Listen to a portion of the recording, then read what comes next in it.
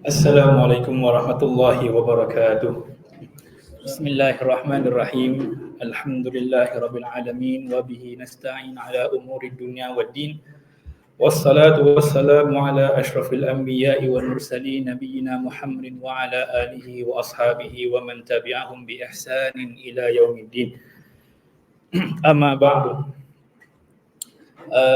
Alhamdulillah, kita bersyukur pada Allah Subhanahu wa taala kerana Allah SWT mengizinkan kita diberi kesempatan untuk kita dapat melaksanakan ibadah puasa sehinggalah kepada hari ini. Mudah-mudahan Allah Subhanahu Wa Taala mengampunkan segala dosa-dosa kita yang telah lalu. Begitu juga mengampunkan dosa-dosa kita yang bakal akan datang dan juga menerima segala amal ibadah pada bulan yang penuh rahmat ini. InsyaAllah, amin ya rabbal alamin. Muslimin, muslimat, saudara-saudari, tuan-tuan dan puan-puan yang saya hormati, yang saya muliakan. Nak cerita tentang rahmat Allah SWT ini, kita boleh lihat nikmat yang banyak sangat yang Allah curahkan kepada kita tanpa kita minta. Ini kita tak dapat nafikan. Okay. Itu semua ini sebagai manifestasi iaitu nama-nama Allah SWT yang mulia, yang Allah sentiasa sebut, yang sentiasa kita baca ketika kita baca surah Fatihah dan sebagainya, yang Allah gambarkan diri dia sebagai Ar-Rahman dan juga sebagai Ar-Rahim. Kita boleh lihat cahaya matahari, kita boleh lihat hari ini oksigen kepada kita, kita boleh lihat jarak relatif bumi kita dengan cahaya matahari sehingga kita tak dapat dia punya panasnya. Dan semua ini adalah beberapa contoh bentuk rahmat Allah Subhanahu Wa Taala kepada kita. Namun begitu, dalam rahmat Allah SWT juga dia bergantung kepada sebab-sebab yang tertentu.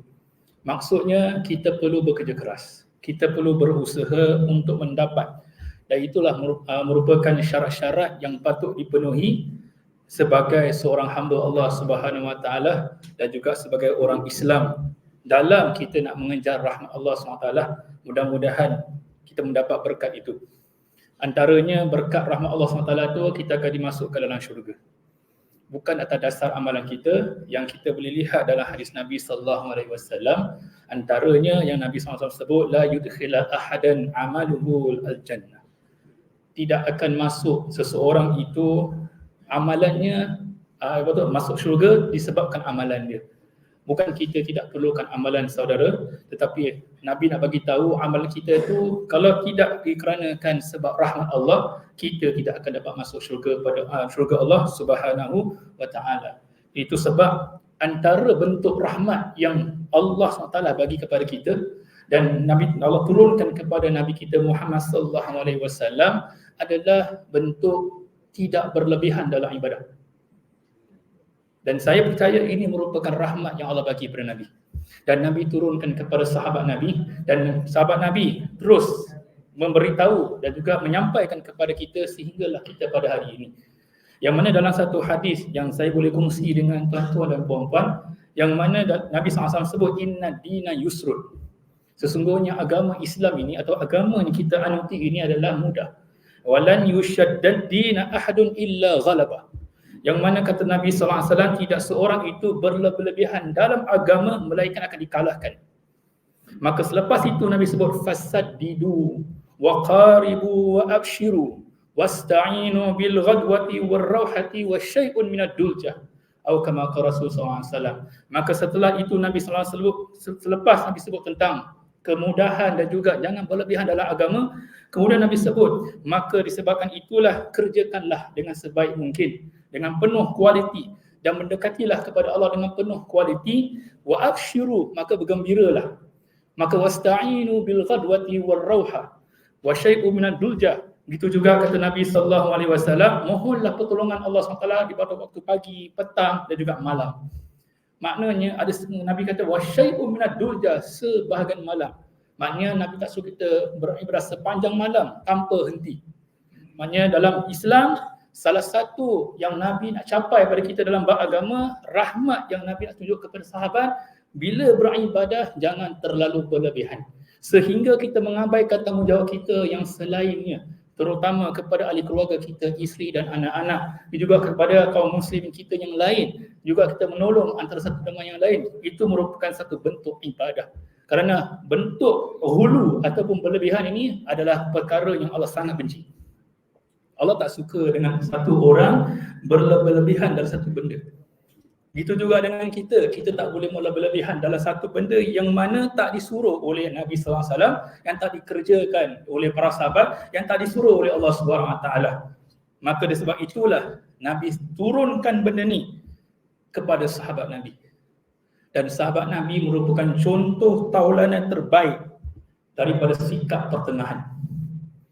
Kita boleh lihat mereka ini adalah satu golongan yang kehebatan mereka ini tidak terletak kepada level mereka punya status dalam komuniti, tetapi kehebatan mereka terletak kepada keikhlasan, kehebatan mereka terletak kepada istiqamahnya mereka dalam ibadah yang sangat luar biasa, yang kita pun tak tahu. Bukan kenapa, sebab mungkin generasi seterusnya, mungkin selepas sahabat Nabi, mungkin tabi'in ataupun tabi'in, sehinggalah kepada hari ini ada generasi seterus selepas sahabat Nabi yang solat seperti mereka, yang berpuasa seperti mereka dan menderma lebih daripada para sahabat Nabi SAW, tetapi pada masa yang sama mereka tidak mampu mengejar sahabat Nabi SAW, apatah lagi nak mengatasi sahabat Nabi SAW.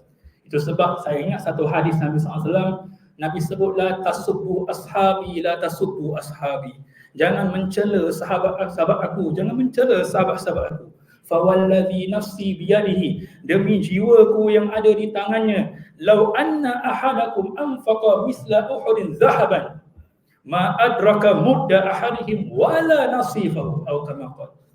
Nabi SAW sebut, demi jiwaku yang ada di tangannya, kalau ada seseorang yang nak infak harta mereka sebesar gunung Uhud, maka nescaya satu mud pun mereka tak sampai.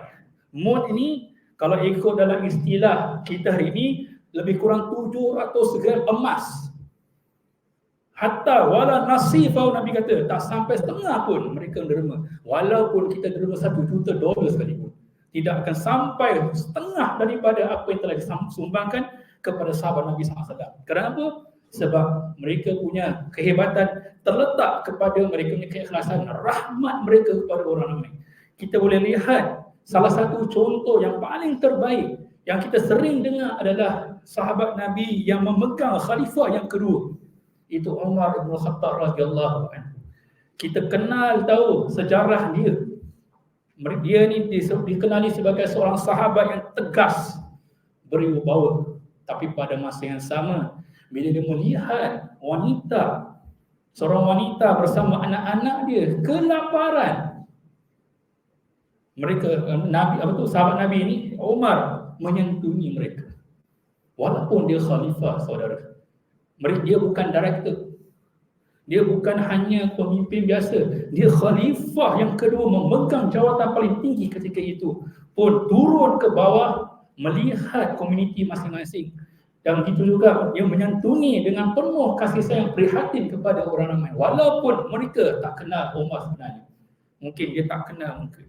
Maka dalam bulan mula ini, saudara, kita lihat banyak, kita tengok sejarah para sahabat ketika dia manifestasi balik rahmat Nabi, yang Nabi sifat dan rahmat Nabi itu kepada mereka, dan mereka laksanakan. Mereka bukan hanya belajar teori saja, mereka laksanakan, mereka apply dalam kehidupan mereka, sehingga dah mereka menghembuskan nafas yang terakhir, dan diteruskan oleh para tabi'in, dan diteruskan oleh tabi'in dan sebagainya. Itu sebab Nabi SAW pernah mengingatkan kepada kita semua supaya Islam ini bukan hanya fokus kepada ibadah saja, ibadah khusus lah kita panggil. Malah Nabi mengingatkan kita, antara bukti seorang ada sifat rahmat ini adalah mereka prihatin kepada orang-orang di sekeliling mereka juga. Maknanya jangan syok sendirilah. Jangan syok sendiri. Sebab orang Islam ni, kata Nabi, mathalul mu'minin fi tawaddihim wa tarahumihim wa ta'atufihim. Mana perumpamaan orang beriman dalam berkasih sayang sesama mereka, itu berlembut antara berlembut hati sesama mereka adalah masal jasad, seperti satu tubuh badan. Iza ishtaka minhu udhun tada'a lahu sa'iral jasad bis-sahri wal humma. Maka satu tubuh badan, satu anggota badan terasa sakit, semua seluruh badan akan rasa bersama. Begitu juga kita bila dengar saudara kita ditimpa musibah dan sebagainya. Khususnya pada 3 tahun yang lepas, kita lihat pada situasi pandemik. Pada situasi itu kita semua dalam keadaan tertekan. Ada yang hilang kerja, tuan-tuan. Ada yang hilang kerja, hilang mata pencaharian untuk menafkah isteri dan anak-anak. Maka kita bersama-sama palsu. Masa itulah kita nampak banyak kasih sayang antara umat Islam. Disebabkan apa? Saya percaya di sinilah ajaran yang dibawa oleh Nabi sallallahu alaihi wasallam. Walaupun kita lihat kita mungkin belum mampu untuk menghapuskan kesedihan mereka, tapi sekurang-kurangnya kita dapat meringankan beban mereka yang mana mereka pikul selama ini sehingga mereka hilang. Dan itu sikap yang perlu kita dicontohi, yang saya percaya itulah yang dibawa oleh para sahabat Nabi sallallahu alaihi wasallam. Dan saya akhiri dengan satu ayat Allah SWT.